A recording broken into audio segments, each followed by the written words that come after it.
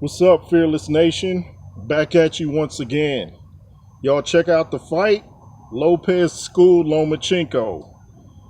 And I saw the press conference before, I think it was the last press conference before the fight. And I was looking at body language. And I hadn't seen much of Lopez other than highlights. And I was like, man, this guy can punch. And, people kept talking about the experience of Lomachenko, 400 fights, only lost two, lost one professional fight. I used to be like, who's the one guy that beat him?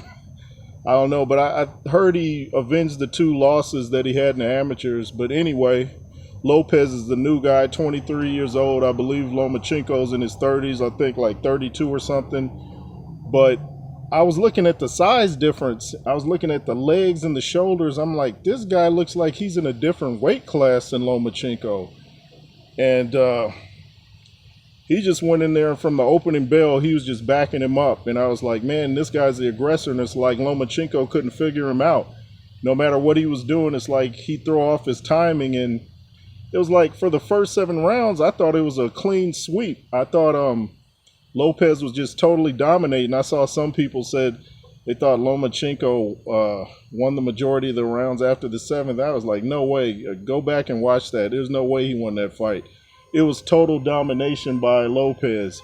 And then when I saw Lomachenko would grab him in the clinches, and then, he was getting Lopez was getting headbutted, I was like, he don't have nothing for Lopez. I said right then, I was like, it's a wrap.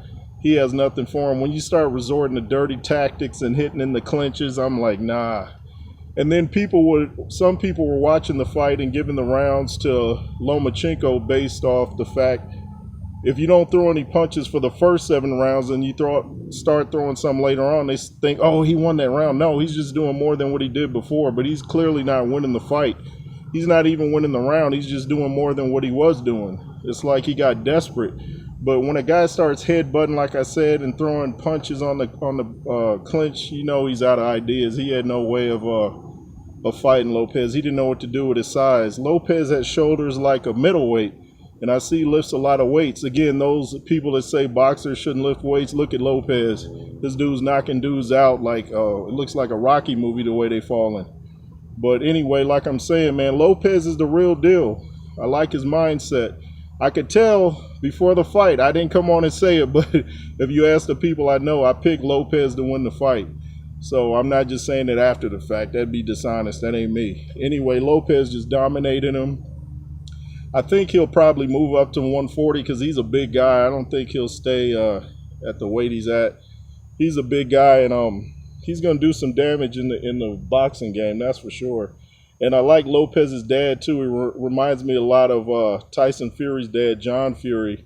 They really love their sons, and they got a great thing going between them. So we'll see what happens. But, people were really pointing at the experience of Lomachenko, and I think that can be overhyped. Even Larry Merchant was saying experience is important, but it's not everything, especially in boxing. This isn't golf. In boxing, 400 fights means wear and tear on your body as well. So it's not like you're just hitting a golf ball getting experience. So if you have 400 fights, that's wear and tear on your body. So you fight some new guy with hardly that many fights. What does it really mean? Anyway, let me know what you think. Do you think Lomachenko won? I say definitely not. I say it was a blowout. Even Lopez and his dad, like, for what? What do we want a rematch for? There wasn't one in the contract anyway. They kind of disrespected us by not putting a rematch clause in the contract, and now I'm sure they want one, but we're good. We just want to move on. And it was so dominant, I don't need to see it again. It'd probably be a knockout next time. Anyway, Lomachenko's still a great fighter. Don't get me wrong. I'm not trying to act like he's a bad fighter. He was real little next to this guy.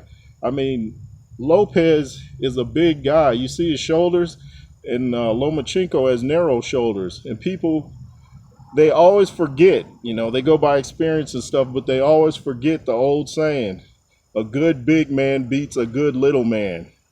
Happens just about all the time if you go back and watch the classic fights. You put a good big man against a good little man, 99.9% of the time, the good big man's going to win the fight. I'm out here. You see the trees. Just thought I'd give you something different. J Roos Theory. Beat down the like button, comment, share, subscribe, and be fearless. Yay, yay.